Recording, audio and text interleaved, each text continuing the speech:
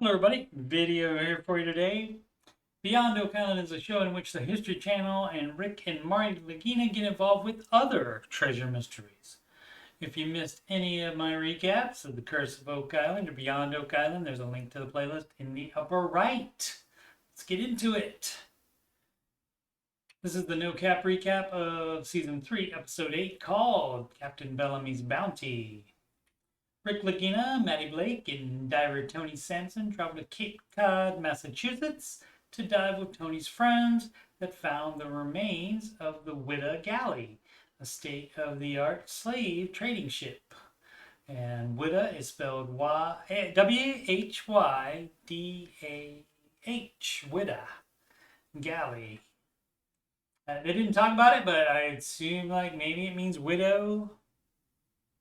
Galley, like, as the type of ship.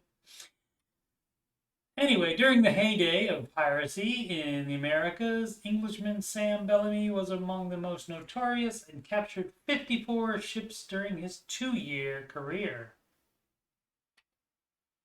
In 1717, Bellamy captured the most powerful and wealthiest slave trading ship at the time, the Whydah Galley. It was 110 feet long and weighed about 300 tons. In addition to the goods, gold and silver, the Whydah was also carrying approximately 50 African slaves who Bellamy freed and offered an equal share partnership on his crew, which all accepted. They headed towards Massachusetts, looting ships along the way, and was carrying an estimated 5 tons of gold, silver, and jewels when it crashed into the shore of Cape Cod during a nor'easter just 2 months later. All but 2 of the crew perished. The remains of the ship sank off the coast, lost for more than 2 centuries until Barry Clifford and his team found them in 1982, and they are still looking for the majority of the treasure. Earlier in 1982, Barry's son Brandon and his friend John F. Kennedy Jr. found this survey map of the wreck site created just 1 year after the Whydah's capture and sinking. In 1985, they discovered this belt and took it back to their lab for cleaning. The result revealed the text, the Whydah Galley, 1716, and made the front page of the New York Times newspaper. To date, they have found over 100,000 artifacts.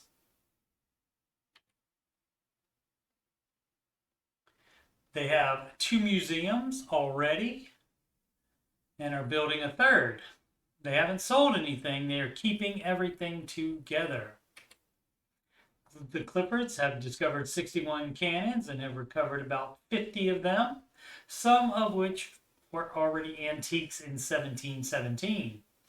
At the end of the last diving season, they found a small cannon they believe was on the stern of the ship near the captain's and officers' quarters, which would likely house the most significant artifacts.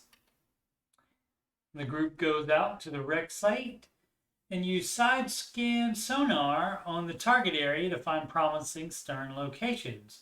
Once they pick a site, Brandon and Tony dive on it.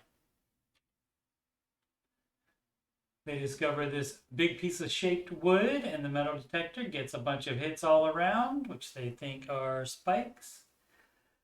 They soon find another big timber with metal all around as well. Visibility is poor, so they decide to wait for a day with more visibility. The group visits one of the museums and sees one of the 3 anchors the Cliffords have recovered so far. Next up is this concretion, rusted iron, that envelopes whatever is near it. The x-ray reveals a human skeleton inside and what looks like 10 or so coins where his pocket would be. The smaller concretion is filled with coins and even a gold bar.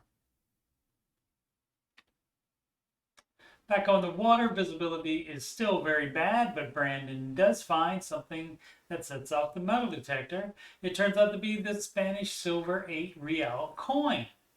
He also brought up a spoon. The Clippers will continue to work in this area. 3 days later, on Oak Island for the episode wrap-up, and the Clippers joined via video conferencing to reveal that the silver 8 real coin is from 1710 and was minted in Lima, Peru.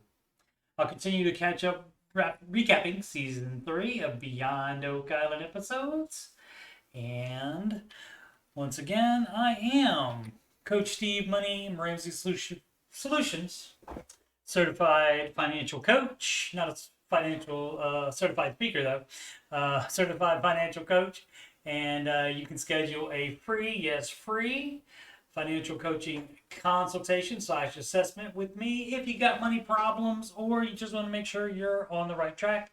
You can do that at calendly.com/Coach Steve Money. The link is also on the right side of my YouTube banner. You can email me about coaching or anything on my YouTube channel, CoachSteveMoney@gmail.com.